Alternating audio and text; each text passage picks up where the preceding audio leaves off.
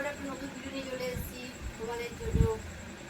আজকে টপিক হলো class 6-এর page number 119 page এবং 10 অধ্যায় শুদ্ধ আবৃত দশমিক।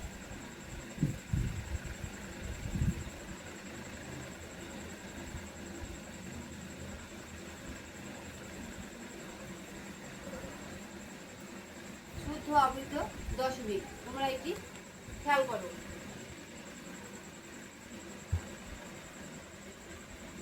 দেখো এখানে আছে, এই যে মাথায় একটা দশমিক আছে, এটা কিন্তু দশমিক বলা হয় না, একে বলা হয় পৌন পৌনিক। দেখো দশমিক বলে একটা সংখ্যা রয়েছে, মানে 3 আছে দিলাম, এটা বাই। এবার মাথায় কি আছে দশমিকের মতো, এটা কি বলে, এটাকে পৌনপৌনিক। তাহলে পৌনপৌনিকের নিয়ম হলো 9। পৌনপৌনিকের মানে 9। যদি কাটাকাটি যায় কাটাকাটি করতে হবে, আর কাটাকাটি না গেলে এটাই থেকে যাবে। তো কাটাকাটি যাচ্ছে, এটা 3 1 3, 3 3 9, তাহলে 1 3। আমি আরেকটা করে দিচ্ছি,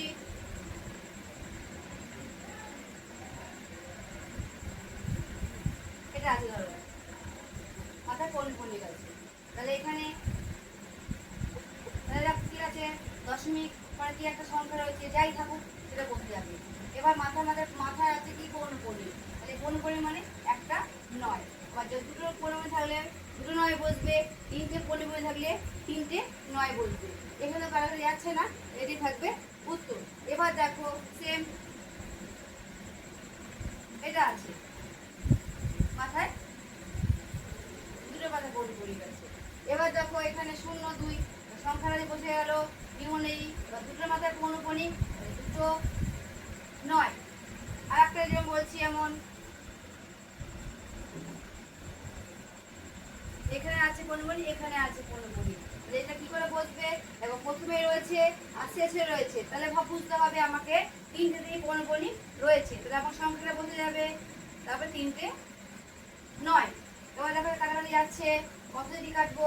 9 দিয়ে, 3 9 27, 3 1 3, 3 1 3, 3 1 3, এটা হলো। এবার তোমাদের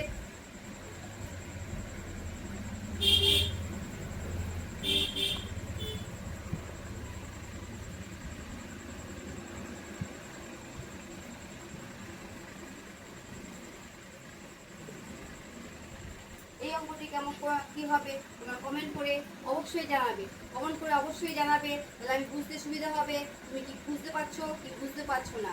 এই ভিডিওটি তোমাদের পছন্দ হয় তাহলে লাইক এবং সাবস্ক্রাইব এবং পেজটি ফলো করে যাও। ধন্যবাদ।